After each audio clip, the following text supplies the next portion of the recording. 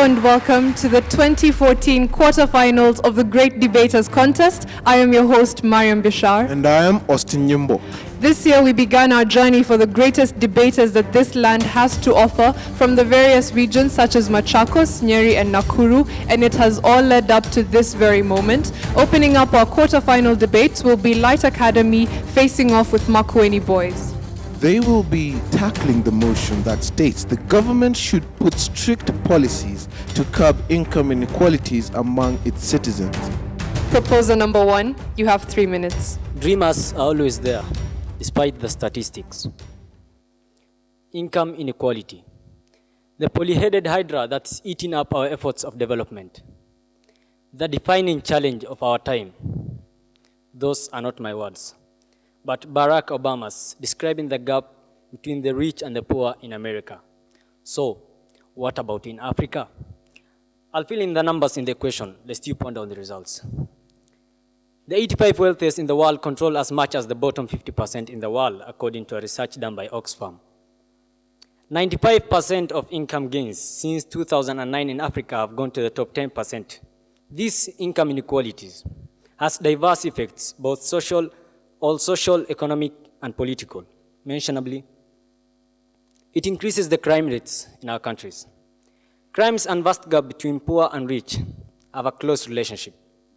A research done by the United Nations Office on Drugs and Crimes, 2010 National Statistics on Crime and Justice, reveals that countries in the African region, Honduras, Jamaica, and the United States of America, with the worst income inequality, have the highest crime rates per 100,000 population. South Africa, for example, leads the world of lowest income inequality with the highest crime rates, mentionably rape incidents of 500,000 cases annually. This income inequality also hinders the economic growth. The reciprocality relationship between the income inequality and the economic growth of a nation is crystal clear and now more evident than any other time. Countries with low income inequality, with a low gap between the poor and the rich, have more sustainable growth, concludes the report of the United Nations Development Program. It also creates socio-political instability in a nation. When fundamental property right ownership of capitalism collides with the moral principles of interrelation and peaceful coexistence between the poor and the rich. That's what happened in Tunisia. When a hungry young man burned himself due to lack of bread, and it initiated the revolution wind in the Arabian nations. Finally, emancipation brought freedom but not fairness. Policies drew measures, but income inequality still persists. Debates will go on unless improvements will be reached. Ladies and gentlemen, we have the will, the wish, the way, and the word of fairness. And for those who can discern, we have the solution. Thank you. First opposer, you have 3 minutes. Ladies and gentlemen, Dennis Gitonga from the Makueni Boys High School, here to oppose this motion. The government should put strict policies to curb income inequalities among its citizens. Well, income inequalities. It is practically expensive to put legislation on against the private investments in terms of wage and salaries. That is, those who have invested in the private sector. They have put up the high wages and high salaries for their workers as a competitive tool. So you're telling me you want to put these people at a lower wage so that they can stop competing against the other firms, which is their tool of competition with the others. Income disparities and inequalities encourage people to work harder. Well, you're there earning a low income, and you see someone else earning a high income. The only way you can get it, living in a communist country like Kenya, work hard, get more money.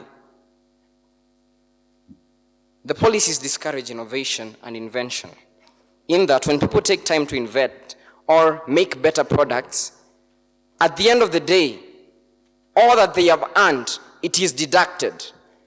A part of what they're supposed to be having, their rightful portion, is deducted. Well, I work for something, I should have the complete pay for that, for what I've worked for. So will you deduct me for what I really deserve rightly? It encourages human resource and capital flights. You come to a country and you find that the tax that is being paid by those who work, those who have high jobs, it's so much. It will force people to go outside the country, to countries whereby you find that there's less tax paid, and there's no such thing that there's a specific high salary that you should be paid. Well, I think people will have to go out to search for better working capacities, better working environments, so that they can live better lives that they really enjoy. You get an income, that's your work. You earn something, that's you. You have done it. Enjoy it. Moving on. Talent and education qualification ought to be appreciated and awarded. We have so many talent among us. Who doesn't want to be appreciated for something that they have done because it's their talent? Let me finish by saying this. Those are the facts that we present to you. Facts are stubborn and will always be there. Thank you. Time now for rebuttals. Second proposer, you have the floor. Whenever one's interior life becomes so caught up in its own interests and concerns, there is no longer room for others, no longer room for the poor. These are the words of one Pope Francis. I, Salif Nyambok, am grateful to stand before you, the panel of judges, the audience members, and my worthy opposers and proposers. First, to touch on a few issues that have been mentioned by my worthy opposers, is that he stated that particularly expendable, it is practically expensive to legislate in the private sector. We never said anything concerning the private sector. We simply just said some policies need to be put up because not everyone has equal opportunity in this country of ours. Many can be wealthy, many can be great, but without equal opportunity, how are you supposed to amount to anything if whatever you're trying is not working out for you? Again, he said that tax being paid by those having high jobs will encourage other people to move to other countries to seek jobs in countries that pay tax at a lower rate. I believe in this country today, the tax rate is practically quite standard. The bill rate that had been put to levy the taxes for these people who are earning high salaries was overruled because these people earning high salaries practically made a bill to increase their own salaries, as seen in Parliament. Again, this income inequality, if it is there, how are people with talent supposed to amount and exploit on the same field? You know, it is quite sad that as I was reading, I came across an article from the Star newspaper on December 13th of 2013, which stated that 64% of the Kenyan population either lives on or spends less than 7,200 shillings per month. This is only to supplement the information by the World Bank that 44 to 46% of our population lives under the poverty line. How many times do we have to repeat the same old thing for us to realize that our Kenya becoming closer to the vision that we once dreamed of, our Vision 2030, is not only for a certain few to develop and leave the whole of the people, the common man, suffering out there. Again, I propose that such methods that we can use, strict policies such as taxing the rich at a reasonable rate, because honestly, the 10% is a bit high on the common man, considering he still has to do other things with that money. Suppose he has a family, suppose he has children to feed or people to look after. It is too much for them. It brings about spillover effects on social cohesion and concentration of affluence and higher infinity through breakdown of social classes. This would be against our motto that is Harambee. We are supposed to pull together, not break further apart. Thank you very much. Second opposer, you have 3 minutes for your rebuttal. Ladies and gentlemen, I salute you all. And Wole Soyinka once said, a tiger does not declare its tigritude. It just waits for the opportune times and pounces. It's not about the poor man being helped out of his situation. When you're given a chance to meddle in your dirt, when you're given a chance to struggle with tying your shoe, when you're given a chance to struggle with your books, don't tell me you can't come up with something that can save you. Well, I will come with one if I were to be told to struggle. I go straight to what my proposers began with. Somebody here talked about the policies being so expensive on the private sector. So technically said, we are not talking about taxing the private sector. But may I remind you that the highest amount of tax we gain in Kenya is from private sectors. Talk of Kenya East Africa Breweries Limited and also Safaricom. You talked about 60% people living below the poverty line. Well, that's true. But how many in that 60% are not employed? How can you increase the salary of a person who is not at all employed? What we are doing, we are decreasing the salary, we are taxing more, it's progressive tax where you are taxing more those people who earn a lot and taxing less those who earn little so that you can balance that difference. You talked about increasing economic development. Economic development will only increase when we are able to solve our deficit in the balance of payment.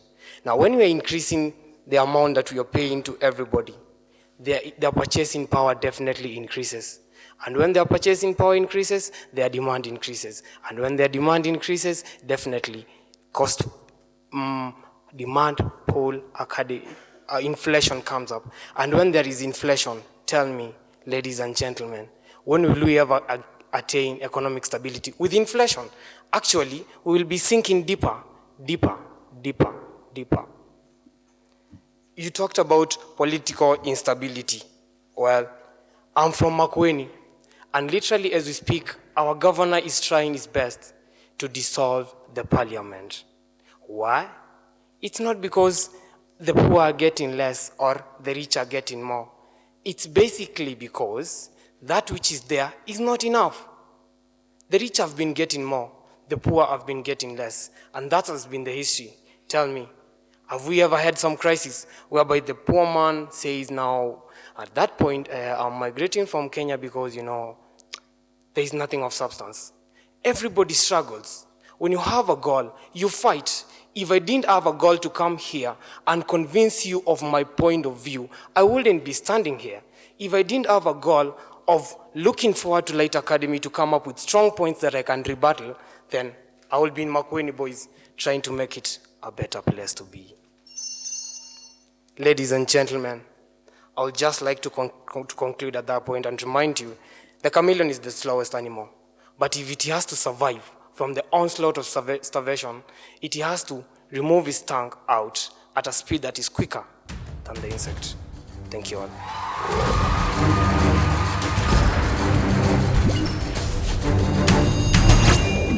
As a student, M-Pesa empowers me because my parents are able to send me money.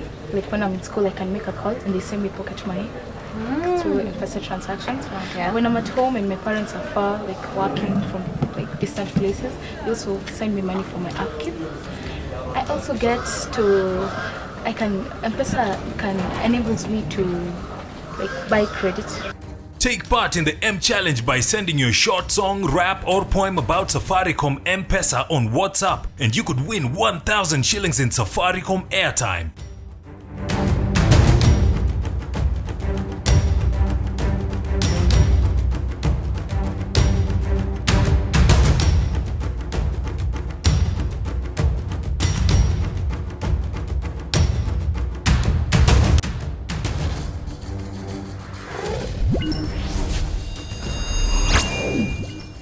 I'm Maureen Karaoke from Kahuya Girls, and my question will go to Salif.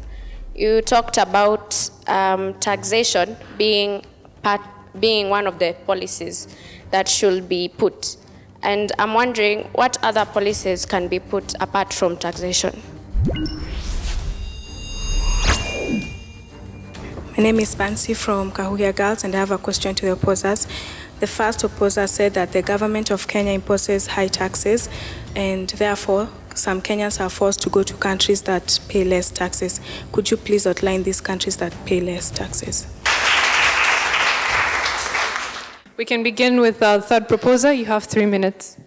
A liberal man or a woman or a child is that who looks forward to a better day, a more peaceful night, and a better and an infinite future, because income inequality is not an issue. I'm Mohamed Abdullahi, representing Light Academy. Question that was posed by Maureen from Kahuya Girls High School.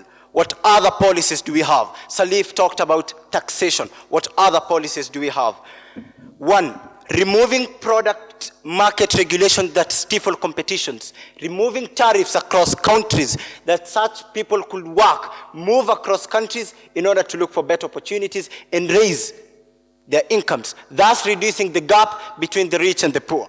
Secondly, administrative extension of collective wages, including the formation of unions and allowing employees to join unions that could agitate for their increase in their income. Third, conditional cash transfer programs adapted in Brazil, including the Bolsa Familia program, whereby they take money from the extreme rich to offer to the extreme poor, provided that the poor attend school and participate in health activities. That is one of the main reasons that the current Brazilian president is still in power and popular. I hope you're satisfied. To counter what was said by my worthy opponents, first, it is very unfortunate that in the 21st century, Kenya is still a communist country. I wonder how. Please clarify if Kenya is a communist country. That is according to the first opposer. Secondly, he talked about how can we balance supply and demand in the private sector. There is a far-fetched dream that politics can be differentiated or separated from business. It is automatically impossible. Then who has control over the private sector? Isn't it the government? And furthermore, do you understand the motion? Income inequality, how does it involve supply and demand? It is the unequal distribution of income across individuals and households. Please get that right. To the second speaker, he indeed supported us. He just talked about taxing the rich more and taxing the poor less. Isn't that reducing income inequality? I just talked about the Bolsa Familia program in Brazil, whereby they take money from the extreme rich to offer to the extreme poor. Finally, income inequality and inflation. Do you remember the eve of the Great Recession in 2008 and 2009? Wasn't it as a result of great income inequality and an expanding gap between the rich and the poor? I leave that for you to ponder on. Thank you. Third opposer, you have 3 minutes to respond to the audience. Hello everyone, my name is Joel Moore from Makueni Boys High School, and I'd like to take the question by Nancy. A communist country is a country whereby the rich get richer and the poor keep on getting poorer. The first proposer talked about crime to do with inequality. Crime and income inequality are not close relatives. They're just twin brothers. You know, it's clear that there are so many factors that contribute to crime. For example, we have vigilance. And then Mohammed has talked about the violence that ensued in Kenya from 2007 to 2008. This wasn't as a result of income inequalities. It was as a result of political differences. Now, going on, you know, by enacting these policies that you're talking about here, don't we think that we are encouraging home resource and capital flights to other nations, where taxes are levied in a lesser way, where we don't have wage cuts, where people can have their businesses thrive them all? And you know, Dennis talked about talent and education. Well, I want to handle qualification and determination. James Mwangi, the CEO of the Equity Bank, when he reported that bank, it had a balance sheet only worth 50 million Kenya shillings.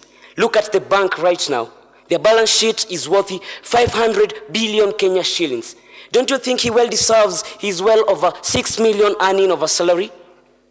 Then, raising progressive tax, as he has said, is a way that we can use to as a tasking mechanism. But then, the efficiency is questionable, and this is Kenya. These officials may be corrupt, and then tax evasion and tax avoidance is evident within us. Moreover, the amount paid or gained from the taxing may not be enough to boost the wages of low-income earners. Then lastly, as I conclude, class differences have been there since time immemorial. And the history of the previous society has been one of class struggles. History repeats itself. First, as a tragedy, and secondly, as a phase. Even if we enact these policies, there's no way we are going to get rid of these class inequalities. By no way. I believe that it is this final straw, the final stroke, that really breaks the camel's back. Thank you.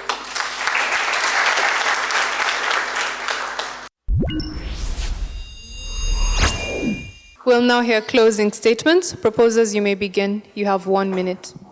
It is very unfortunate that people do not understand the difference between capitalism and communism, the eve of great recession and post-election violence. Finally, the new income inequality and growth debate is another of those post-re-evaluation crises that we should focus on. It can't be said often enough that overall progress maintains and remains too slow and too uneven in Africa, and that the greater wealth is in the hand of a few people in Africa. Much of Africa's enormous resource wealth remains in the hands of narrow elites and increasingly foreign investors without being turned into tangible benefits for its people. You're only worth the title, The Great Debaters, if you only support this motion and rise up to the reality that this Haven Law creates for our unequal society. Thank you.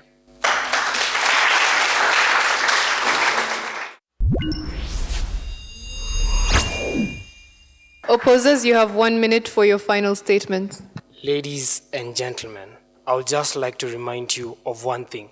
We as human beings hold some values so dear to us that when one day a man brings change, a different man brings a different evidence against this core belief, you rationalize it, you deny it, and you have a rather very uncomfortable feeling. It's called cognitive dissonance. It's exactly what is going on now.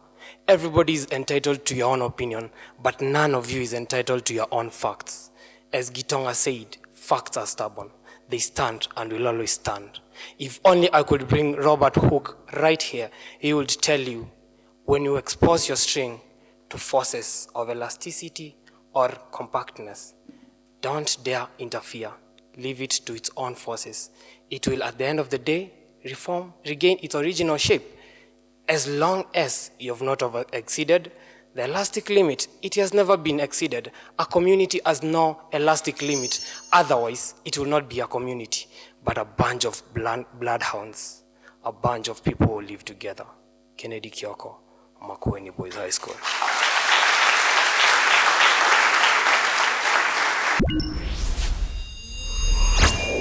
Makueni Boys, Dennis, you justify the class differences, which is a good introduction, and the fact that it should lead to hard work, encourage innovation, and so on and so forth.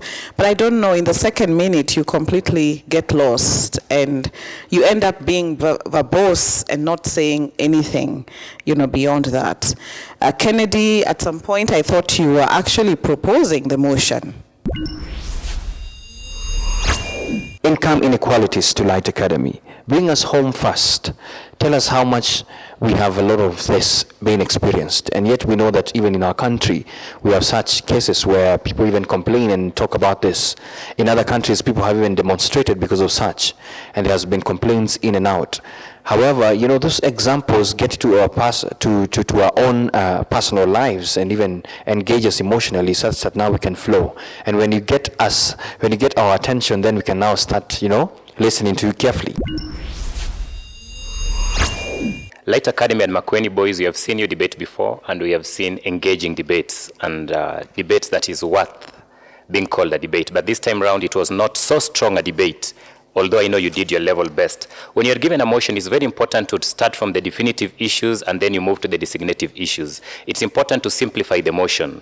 You know, don't take an economist perspective of the motion, but you can try to reason the way your audience will reason. You know, the easier way is to speak in a common man's language. Straight to the results. The judges awarded Makueni boys with 72%. Give them a round of applause. The judges awarded Light Academy with 75%. Therefore, they are our winners for the debate. A better round of applause. So bravo to both teams. This is the quarterfinals, and we have seen them do very wonderful debates here before, and we hope it only gets better with time. And from us here at the Great Debaters Contest, it's goodbye till next time. It's been a joy having you. I'm Mariam Bishar. And I am Austin Yembok. Catch you next time.